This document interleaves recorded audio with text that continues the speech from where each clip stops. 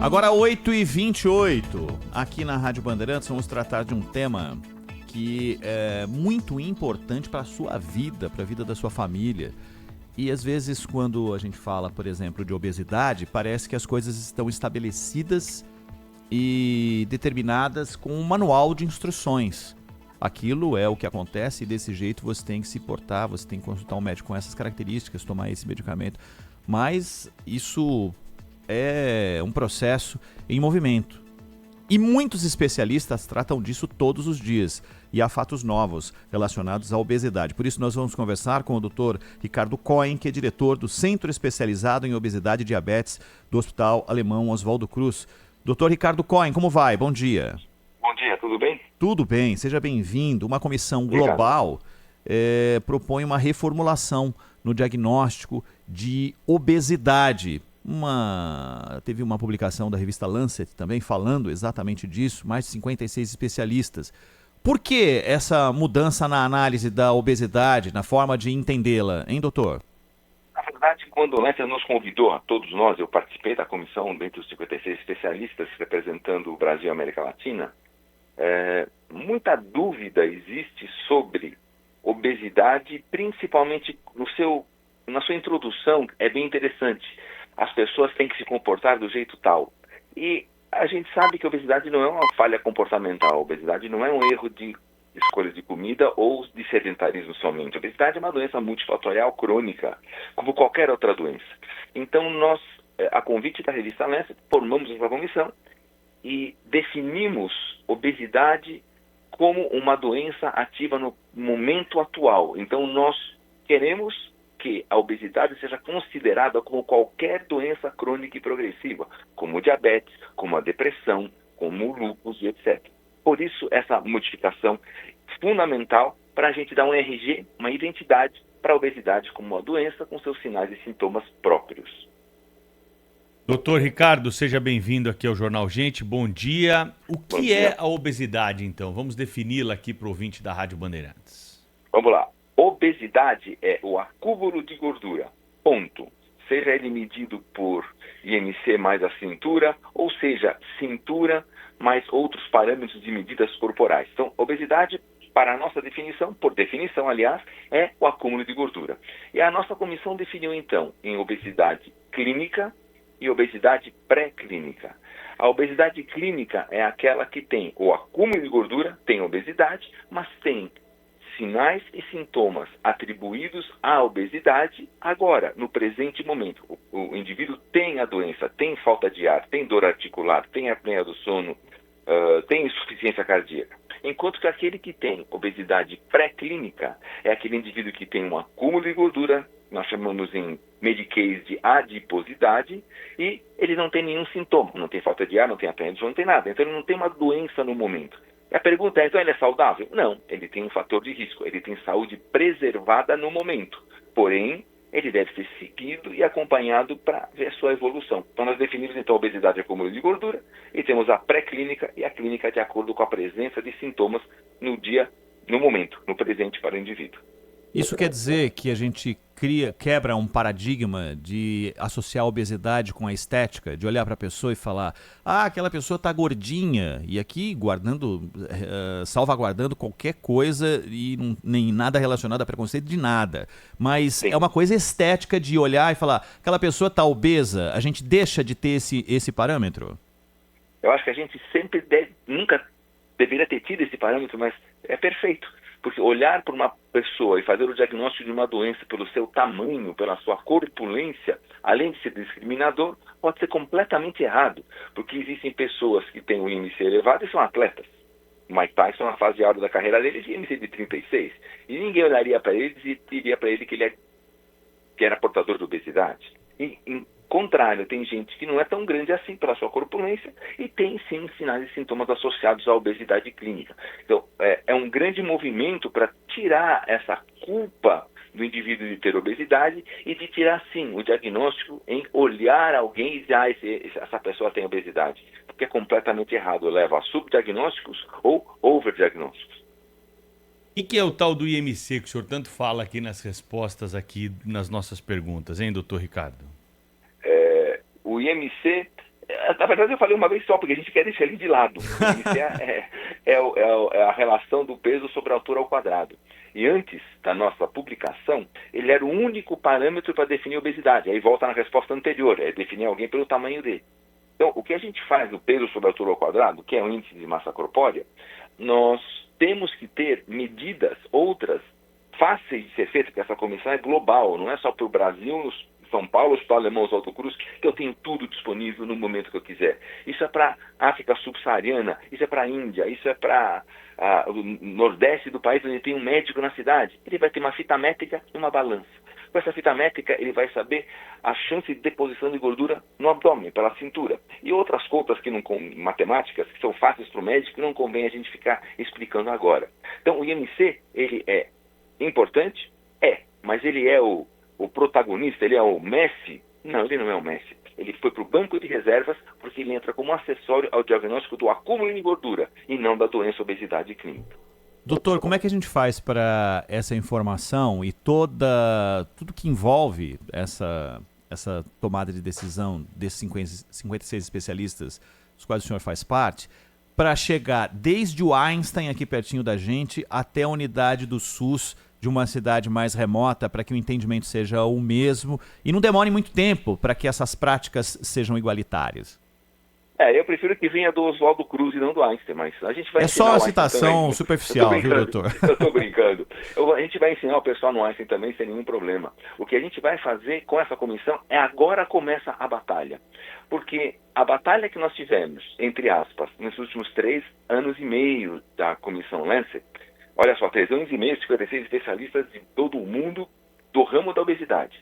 E a gente lutou para que isso saísse da forma que nós gostaríamos. Agora, a luta é em triplo. A luta é divulgação através de vocês, imprensa, contamos muito com vocês para isso chegar no ouvido de todo mundo, em todos os cantos do país, que seja São Paulo até o cantinho do Nordeste, do Norte, do Sul, tudo que é lugar, e disseminação em eventos científicos ininterrupta. Nós já estamos em diversos programas de eventos científicos importantes no Brasil, América Latina e mundo, divulgando isso, e essa definição é nova, tem 2, 3 dias, nós já temos muito apoio de diversos especialistas não envolvidos na comissão para que isso ande. Então, agora vai começar a cruzada de divulgação, disseminação e acolher nossos pacientes para o melhor diagnóstico e o melhor tratamento para eles.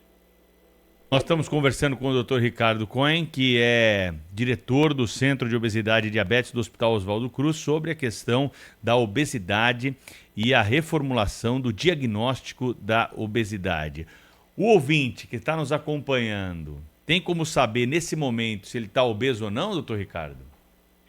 Ter obesidade é o acúmulo de gordura. Então ele pega a sua fita métrica, mede a cintura, tem parâmetros, ele coloca na internet cintura ideal para o homem, cintura ideal para a mulher, e se pesa e faz o cálculo do IMC. Isso não fecha o diagnóstico de obesidade, mas se estiver acima dos parâmetros que ele vai encontrar procurando na internet, ele tem que procurar seu posto de saúde, o seu médico, para que ele, sim, complete o exame clínico, com as outras medidas que nós recomendamos, faça uma história clínica sobre fatores de risco, sobre genética, sobre tudo que é simples, é uma conversa com o indivíduo, se necessário exames de laboratório, e seja tratado adequadamente. Mas o sinal de alerta é peso e a fita métrica. Tendo esses sinais de alerta, vai no médico.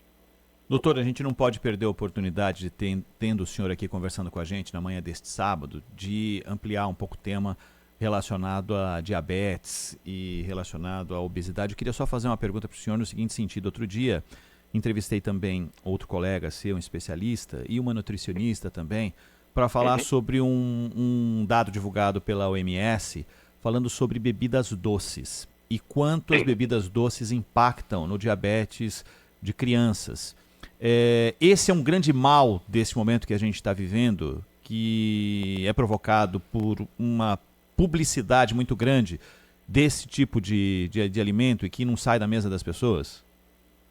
É um alimento barato, relativamente, fácil acesso, junto com outros fatores, como sono interrompido, estresse, fixação em telas de celulares e computador, fazem com que as bebidas altas em frutose, em açúcares, sucrose e frutose, sejam inflamatórias.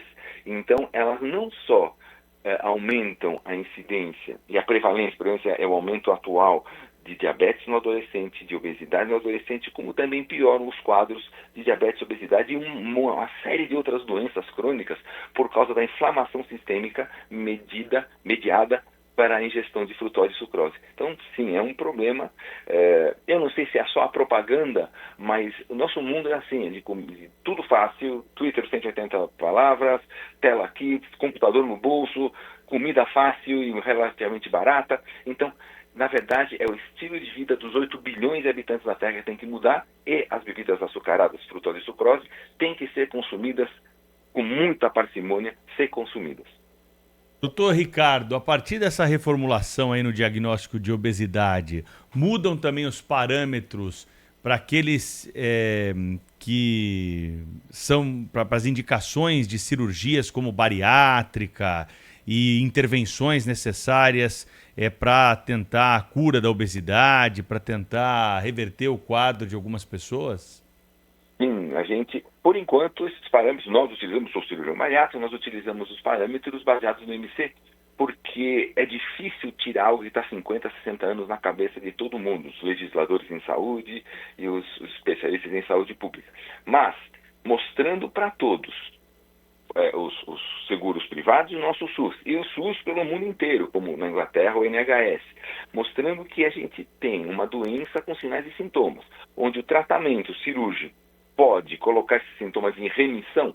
Sim, nós vamos lutar para a mudança desses parâmetros de indicação cirúrgica e mesmo de remédios para aqueles indivíduos que mais precisam e não aqueles que têm uma conta matemática determinando uma doença que, na verdade, no fundo, não determina nada.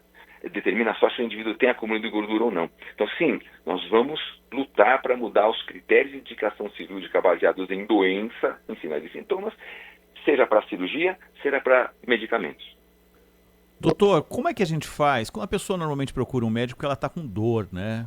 Invariavelmente é esse, talvez, e aí vou usar talvez, seja o principal momento em que as pessoas fazem a busca por uma unidade de saúde. Doeu, aí sim vai atrás, apesar de talvez ter tido vários indicativos de que aquilo iria acontecer. Como é que a gente faz para a informação chegar dentro das famílias? Porque dentro das próprias famílias há um trato com um certo preconceito desse tema, de lidar efetivamente com esse tema, para entender que é um problema. E às vezes a obesidade vem caminhando e as pessoas se adaptam àquilo porque não está provocando dor ou a pessoa não está tendo um sofrimento muito claro com aquilo. Como é que faz para tirar um pouco do preconceito em cima da obesidade, em cima das famílias, para que as pessoas busquem ajuda? Obesidade não é culpa do indivíduo. Obesidade é uma doença, obesidade clínica agora principalmente, é uma doença com sinais e sintomas. São 18 sinais e sintomas que nós descrevemos na Comissão Lancet, são 18, dentre eles os mais comuns, falta de ar, cansaço, dores articulares, outros que necessitam de exame clínico, como insuficiência cardíaca, outros que necessitam de exame de laboratório, mas sua pergunta é importante. A luz vermelha deve acender quando alguém tenha qualquer acúmulo de gordura que mesmo sem sintomas, olha só, sem sintomas ele pode ter obesidade pré-clínica, ele não tem doença no momento, mas ele tem que ser acompanhado. Então esse preconceito tem que cair. O indivíduo que tem obesidade clínica e pré-clínica e mesmo um acúmulo de gordura, ele não tem culpa. Muita gente pensa, puxa, ele come muito, por isso tem obesidade. Não, existem diversos estudos de fisiologia da obesidade onde é o contrário a relação. A doença obesidade leva o indivíduo a comer muito. O cérebro da obesidade não é aquele indivíduo que quer comer muito, é uma inflamação dentro do cérebro que leva ele a algumas atitudes diferentes, leva a desânimo, leva a uma série de outras circunstâncias. Obesidade clínica é uma doença, obesidade pré-clínica é um fator de risco que nós temos que ir atrás e os pacientes devem ser acolhidos, diagnosticados e tratados de acordo com a melhor estratégia para ele. Doutor Ricardo, tem pergunta da nossa audiência aqui para o senhor também, né? A nossa ouvinte Maria Aparecida quer saber o seguinte, se a ferritina alta tem a ver com obesidade. Ferritina alta, salvo doenças do sangue, ela, se tiver acompanhado com obesidade, diabetes ou qualquer doença que tenha inflamação, sim, ela está alta. Então a ferritina, em alguns casos, pode estar relacionada com a obesidade por causa da inflamação que a obesidade leva no corpo. Doutor, quanto que a obesidade e a depressão caminham juntas? Quanto eu não sei te dizer, mas não tem relação causal entre causa e efeito obesidade e depressão. Elas podem caminhar juntos num certo percentual de pacientes, não vou chutar um número, porque não tem um número exato de como acompanham um com o outro, mas sim, pode acompanhar junto à depressão, como pode acompanhar com diabetes, como pode acompanhar com lúpus, como pode acompanhar com qualquer doença crônica. E acompanha com a obesidade também, provavelmente por causa do que eu falei anteriormente, da inflamação cerebral, que leva a mediadores químicos dentro do cérebro da pessoa a mudarem, a terem que ter algum tipo de abordagem de tratamento, seja perder peso, seja tratar com remédio para a depressão. Mas, em uma porcentagem de casos, sim, caminham juntos. E a depressão talvez seja uma doença tão incidente quanto a obesidade, tão séria quanto. Então a gente está prestando atenção nas duas. Agora, obesidade e diabetes estão mais próximas, né? Estão próximas também, mas existe uma série de formas de diabetes que não tem relação com peso, que não tem relação com circunferência abdominal aumentada. Então, diabetes também é uma doença heterogênea. Elas caminham junto, até compartilham de causas juntas, sim, compartilham. Mas também são duas doenças com suas identidades próprias. Obesidade tem seu RG, tem obesidade clínica, está lá o RG, e o RG da diabetes tem o diabetes tipo 2, é uma identidade. Caminham juntos em várias circunstâncias? Sim, claro, caminham. Mas devem ser consideradas duas doenças diferentes, mesmo que tratar diabetes passe pelo tratamento da obesidade. Mesmo que, porém, são duas doenças diferentes. Sabe por que isso? Porque o acesso a medicações e a cirurgias no país e no mundo, às vezes é determinado para o paciente com obesidade por causa de outras doenças. Então, o indivíduo só pode ser operado de cirurgia metabólica se tiver diabetes. Ué, mas se ele tiver outra coisa, ele não pode? É um demérito ter obesidade? E até então não tinha esse diagnóstico. Agora nós temos sinais e sintomas da doença obesidade clínica. E aí sim, a gente trata esses indivíduos da melhor forma. Isso, respondendo sua pergunta em uma frase, sim, caminham juntos, mas são duas doenças, duas situações clínicas distintas com seus próprios sinais e sintomas.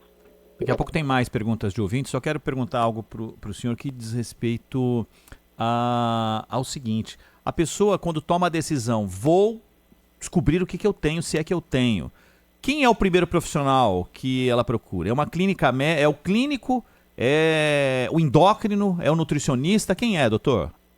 Mas acho que depende de onde o indivíduo está. Se está aqui em São Paulo, vai no Hospital Oswaldo Cruz, tem o Centro de Obesidade e Diabetes. Se está em Nova York, faz o mesmo, vai ter endocrinologista pronto. Porém, não há tantos endocrinologistas especializados no país inteiro, no Brasil. Então, procure o médico mais acessível. Normalmente será o clínico geral da sua unidade básica de saúde ou do seu seguro privado, mas ele é a porta de entrada que pode sim fazer essa primeira triagem diagnóstica e encaminhar para o especialista se algum tratamento seja indicado. Então, procure quem estiver mais próximo, cardiologista, ginecologista para mulher, clínico geral, alguém que veja, examine, peça exames de acordo com o quadro e encaminhe, se necessário, para o especialista. Doutor Ricardo, é possível vencer a obesidade apenas com a mudança de hábito, sem intervenções cirúrgicas e sem a utilização de medicamentos, de substâncias recomendadas pelo médico?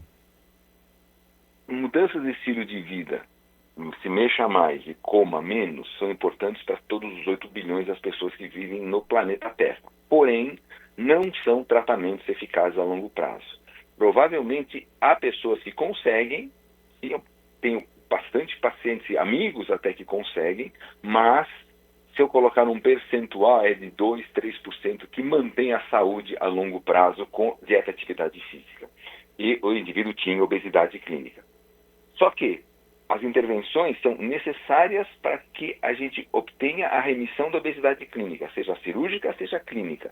E sempre esses indivíduos vão ser orientados a manter o estilo de vida adequado. Então, o estilo de vida adequado é um acessório importante para tratamento. É possível manter isso a longo prazo só com estilo de vida modificado? É. É comum? Não, é muito raro. Doutor, pergunta do ouvinte Massa, que não se perca pelo nome desse tema aqui que estamos tratando. Ele diz, doutor, tenho amigos e um familiar que fizeram bariátrica e vivem muito mal, muita ânsia, e falando que se soubessem não teriam feito a cirurgia. Isso é comum, doutor? Não, não é nada comum isso. É que tem que saber como foi a indicação, qual foi o tipo de cirurgia realizada, qual a orientação do paciente, mas isso não é nada comum. Pacientes submetidos à cirurgia bariátrica, a imensa maioria são indivíduos que depois da terceira semana já estão com sua dieta normal, dirigem a partir da primeira semana seu carro, vão trabalhar, atividade física depois de 3 semanas. São pessoas que retornam à vida, retornam à qualidade de vida. Então, o indivíduo, esses 2 pacientes têm que ser vistos com cuidado pela equipe médica que os operou. Tem só deixa eu colocar mais uma aqui, do ouvinte Wilson Salgado. Doutor, a barriguinha de chope, que muita gente olha e fala, aquele ali gosta, é um indicativo de que a pessoa pode estar obesa ou não? Isso pode ser simplesmente uma característica do corpo da pessoa? Para tirar a dúvida, ele tem que procurar o médico, para esse médico fazer o diagnóstico se a barriguinha de chope é obesidade clínica ou pré-clínica. O acúmulo de gordura na barriga não é característica de uma pessoa fisiologicamente normal. Alguma coisa chama atenção. Doutor Ricardo, sobre as cirurgias aí que envolvem a obesidade, hoje nós temos, pelo conhecimento aprofundado da ciência, diversas técnicas de intervenção para se atingir o objetivo de mudar o quadro de um obeso. Essas técnicas todas hoje estão disponíveis no Brasil? Qual é a avaliação que o senhor faz? E há alguma que tem mais sucesso do que as outras? Existem 2 técnicas mais realizadas no Brasil e no mundo, com resultados a longo prazo, com segurança e muito eficazes, que chama-se gastrectomia vertical e bypass gastroplastia em YDRU. São nomes mediquês mais complexos.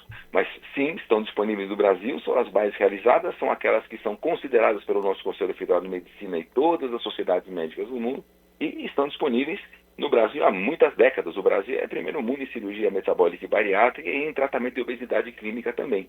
Então, sim, tudo está disponível no nosso país com muita segurança e resultados muito bons a longo prazo. E longo prazo eu digo 30, 40 anos, não são 6 meses, não.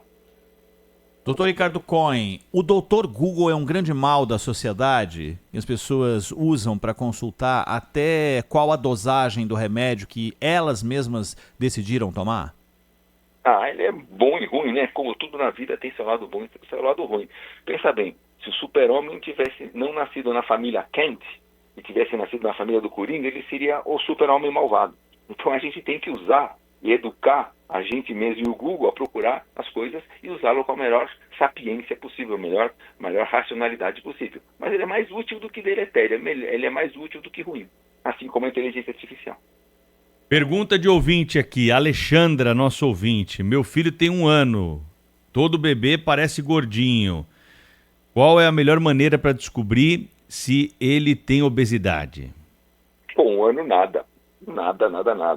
Ele vai esperar crescer, o pediatra vai acompanhar. Existem na nossa definição de obesidade clínica e pré-clínica os sinais e sintomas do adolescente. Então, para a mãe ter paciência, a Alexandra ter paciência, espera, e o pediatra, sem dúvida, vai ligar o sinal de alerta se alguma coisa acontecer, mas daqui a alguns anos, com 1 ano, deixa o bebê mamar e viver feliz. O ouvinte Antônio, ele tem 65 anos e faz academia, tem alimentação saudável, caminhada sempre, mas tem um abdômen avantajado, essa é a expressão que ele utilizou, academia 5 dias por semana. O Antônio tem que fazer aquilo que o senhor disse, é procurar o médico, não adianta achar que a barriguinha está certa ou está errada? Exatamente. Procurar o médico, se a obesidade clínica tratada da melhor forma, obesidade pré-clínica que não tem sinais e sintomas agora, que é o que parece, vai ser acompanhado, ver se ele tem um risco maior, se ele tem alguma outra complicação que faça ele ter que ser tratado de alguma forma. E lembrando sempre que a atividade física e comer correto é importante para todo mundo no mundo, mas não é um tratamento eficaz. Ele tem que procurar auxílio médico. Doutor Ricardo, a obesidade é hereditária? Sim. A base genética é muito forte. 70%, 75% das causas da obesidade vem na genética. Doutor, o Vitor Hugo está dizendo aqui, ele queria saber se o refluxo gastroesofágico está relacionado com a obesidade. Se mudar o estilo de vida, pode mudar esse sintoma. 70% a 80% dos portadores de obesidade têm refluxo, sim. o tratamento para o refluxo é perder peso. Qual Então, o percentual, doutor? 70%, 80%. Alto. Só uma outra pergunta do ouvinte, falou assim, doutor, como é que a doença não é do indivíduo? Se, por exemplo, eu tenho um caso, outro ouvinte, perdi o nome dele aqui, de uma mãe que resolveu levar o filho no médico, mas ele só comia lanche e tomava refrigerante, não refrigerante diet. E chegou uma hora que a criança estava gordinha demais e aí sim ela decidiu. A mãe não é responsável por esse processo antes de ser algo que vai além do indivíduo? A gente não sabe se o indivíduo se a criança tem genética ou não, mas se tiver genética de obesidade, sim, essa criança tem que tomar. Aí a dieta e a atividade física mudam, porque são medidas preventivas. Como prevenção, são fantásticas estratégias. Sim, a mãe deveria ter ligado a luz vermelha e falar, para um pouquinho, vamos corrigir essa dieta e vamos fazer atividade física para evitar a progressão para a obesidade. Então, acho que a família inteira tem que estar junto nesse negócio, nas crianças principalmente, que tem pequeno poder de discernimento. Então, sim, a mãe responsável é pesado, mas a mãe deve estar vigiando as coisas e fazer as coisas andarem melhor.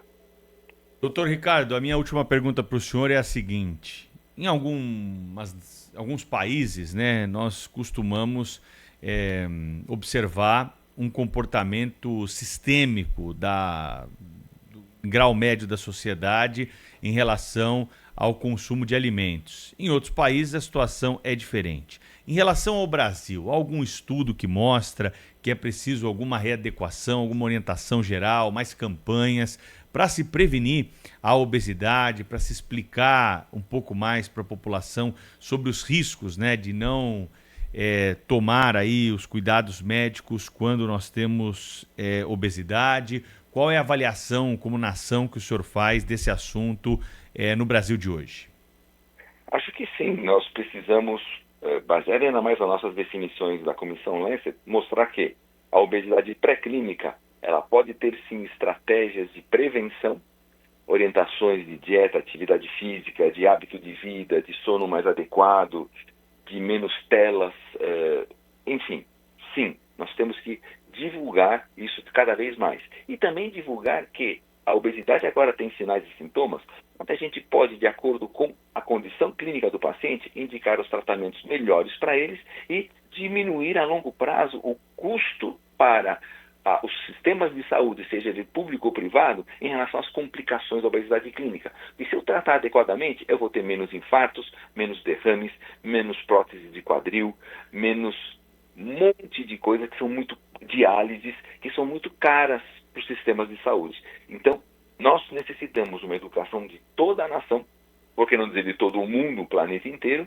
de estratégias de prevenção são fundamentais para a obesidade pré-clínica, aquele que não tem sintomas no presente momento, e estratégia de tratamento eficiente para diminuir o sofrimento do indivíduo e o custo para o sistema de saúde a longo prazo na obesidade clínica. Então, sim, concordo com a sua pergunta, observação. Temos que ter muita divulgação de estratégias para cada forma de obesidade clínica e pré-clínica, para o melhor para o indivíduo, para a pessoa, e o melhor para a sociedade em si.